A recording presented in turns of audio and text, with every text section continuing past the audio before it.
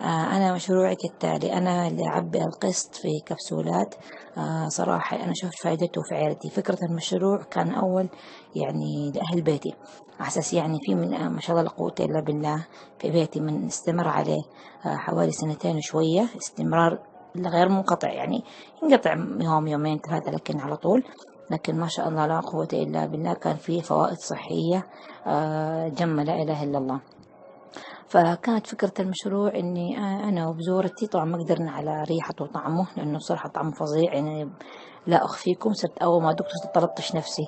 حتى جوزي قال ليش قلبت شيء؟ قلت له لا والله طعمه فظيع، قال الشياطين تشرب منه. فسبحان الله حنعرف إنه كل بيت سبحان الله يقول يعني ما خلت البيوت يعني إلا من يعني من العين. سبحان الله لو نظرنا على البيوت ما خلت من العين. والعين والسحر عبارة عن شيطان سبحان الله يجي في البني آدم يأذيه في جسمه. سبحان الله تروح حتى الطبيب، تروح الدكتور يقول لك ما فيك شيء ما فيك شيء، فيقعد يأذيه.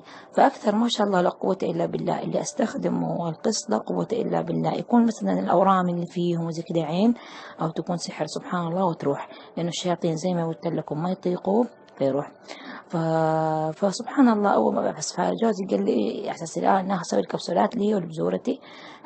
أنا أرضع بس مستني أفطم ولدي باقي شهرين إن شاء الله كده وأبدأ أخذه على طول.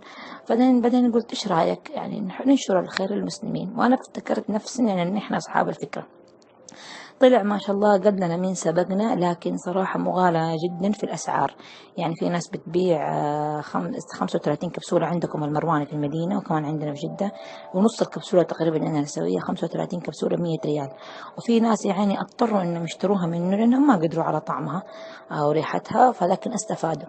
أنا أسوي 90 كبسولة ب60 ريال، يعني والله يعني سعرها لاحق جهدها. تعبئة العلبة واحد تاخذ ساعة إلا ربع.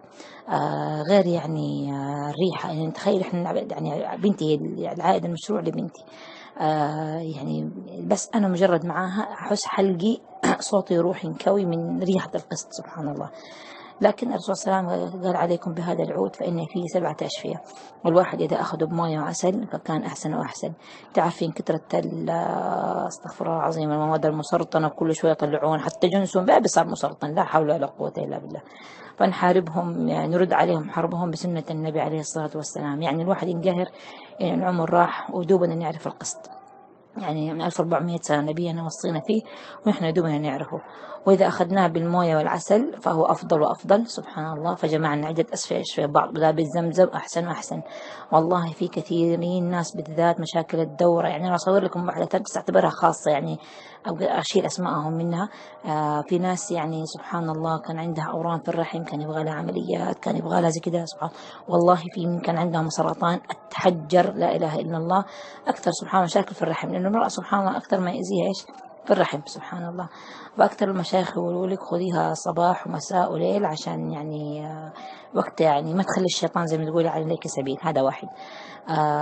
أو مثلا تحبي تاخذيها حبتين كبسولتين في الصباح على الريق، وبعدها بعد نص ساعة تفطري برضو جيد. أو تحبي تاخذيها مرة في اليوم برضو جيد. المهم إنك ما نقطع القسط. هذا من بيوتنا لينا أطفالنا فوق سنتين يصير ياخذوه، ومرضع وحامل ما ياخذونه. سبحان الله جف الجسم، يساعد سبحان الله في شد البشرة لا إله إلا الله، ويشيل الدهون المتراكمة. بس طبعا ما تستخدميه شهر شهرين تبغي نتائج سحرية. سبحان الله الأشياء الطبيعية يبغى لها وقت. الدهون المتراكمة زي السلوليت سبحان الله يشيلها، يخلي البشرة تلمع كأنك بتسوي رياضة سبحان الله. وغير لا إله إلا الله، يعني الرسول صلى الله عليه وسلم ما ينطق عن الهوى إن هو إلا وحي يوحى، وإذا قال نقول سمعنا وأطعنا. هذا مشروع الصغير يا حبايب.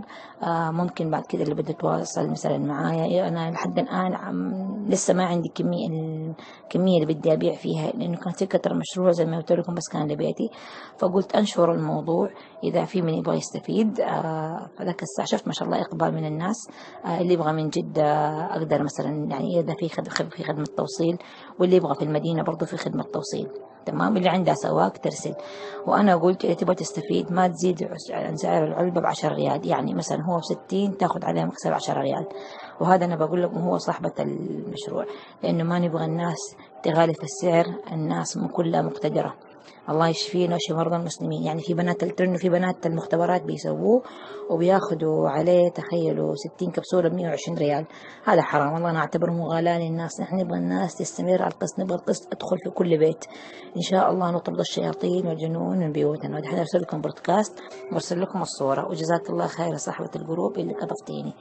كمان معلومة ثانية، القسط مع الحجامة سبحان الله، لأن القسط اللي يحجموا ياخذوا قسط، لأنه سبحان الله زي ما يقولوا علاج متوازي. وجزاكم الله خير. أنا اسمي أم قاسم، تقدروا تسموني أم قاسم قسط ولا بدرية قسط عشان يعني تميزوني عن غيري. تقدروا ترسلوا رسالتي هذه لأي أحد تاني. أرجع